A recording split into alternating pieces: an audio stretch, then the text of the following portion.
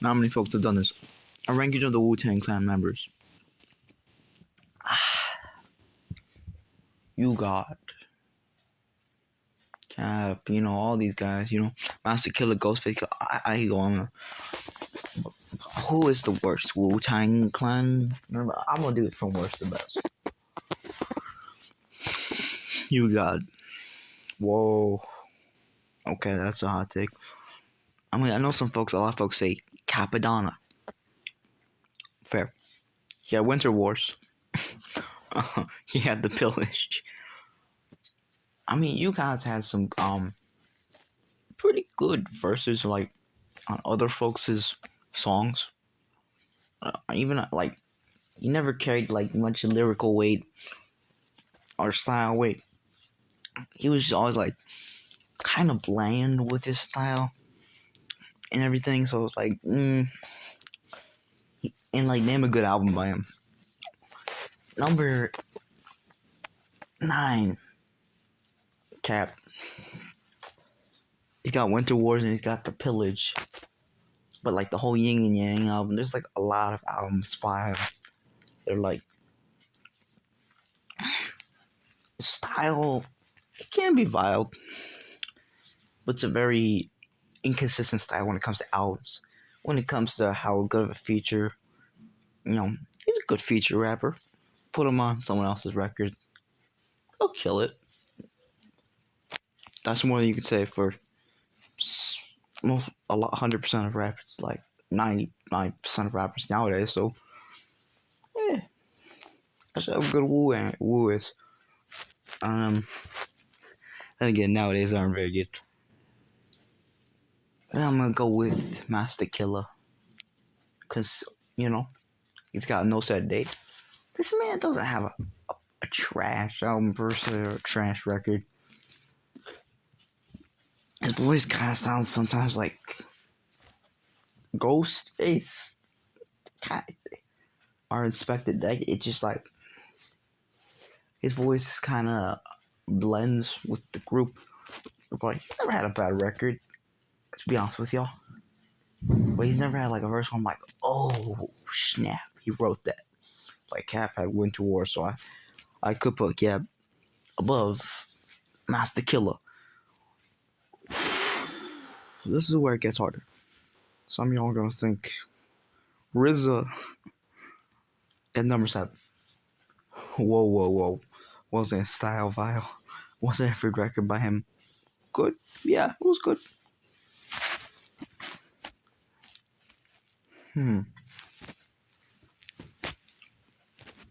I think the biggest problem with RZA, I mean, as a producer and a rapper, he's very good. But I feel like, after Iron Flag, name a beat that was hot. 8 Diagrams, Better Tomorrow. Like, name a beat that was hot or a verse that was hot. After 2000, 2001, his stuff kind of went pew down. He'll like production wise, so like, ooh, that's pretty much why. Could be higher if his production like stayed at that level.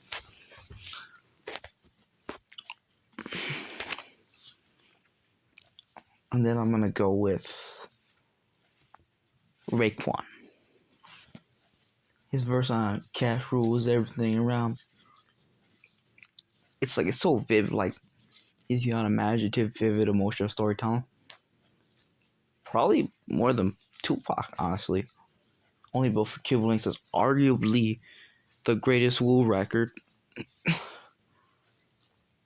But name a classic song that wasn't on that record. You can't, like, it's like that's the man's only classic record, and it's like, okay. Not just that, it's like he feels like the kind of rapper where you hear some of his stuff in the middle, and it was like he's clearly trying to like stay with the times, stay relevant, and very struggling. He's had a few projects. He's not the most consistent. RZA is probably more consistent with records, creating a good record after good record.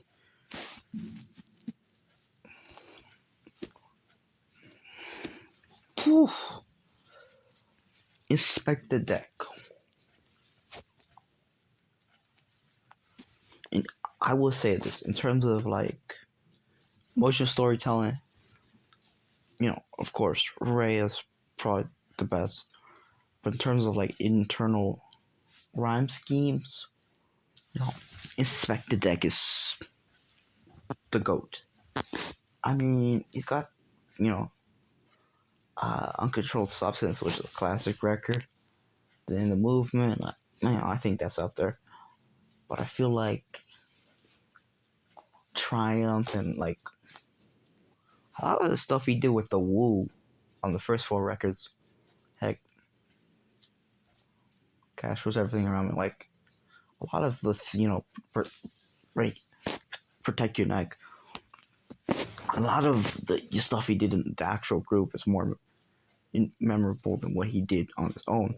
Though he's got charisma, I do think he didn't have the voice or charisma to be a superstar, but he had the like literally pen and flow, and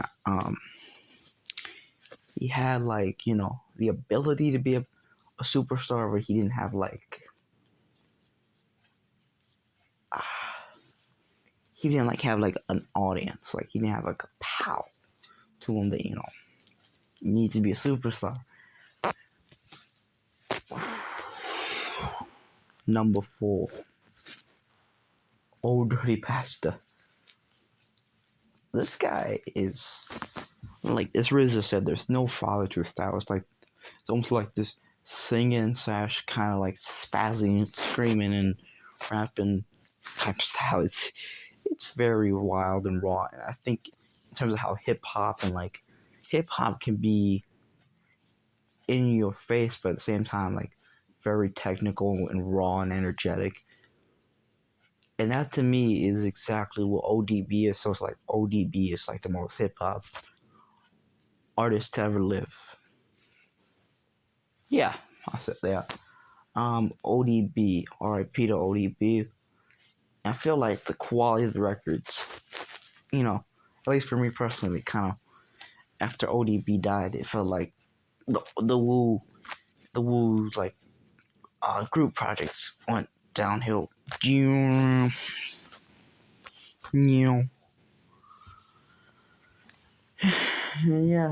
Return to 36 Chambers is incredible record. Then I gotta give it to the third spot. I'm gonna go Method Man. So I'm gonna argue he's the most consistent, in terms of albums. All members, that's not Ghostface Killer. Y'all know who is the most consistent one. In terms of album quality. Method Man has his own style, his own cadence, his own flow. Strong Pain Game, the Kyle 2000, the Kyle Zero, like 421 say after the blackout. Some classics, some classic records. Yeah, the Blackout 2, Meth Lab 2, Blackout 2 is just kind of funny as. Method Man, like, he's phenomenal.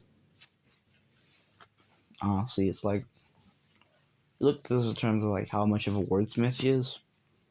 He's arguably below Inspector in terms of style. You could argue he's weaker than ODB, but in terms of cadence, in terms of flow, in terms of like charisma, in terms of being like what you want from like a superstar and all that.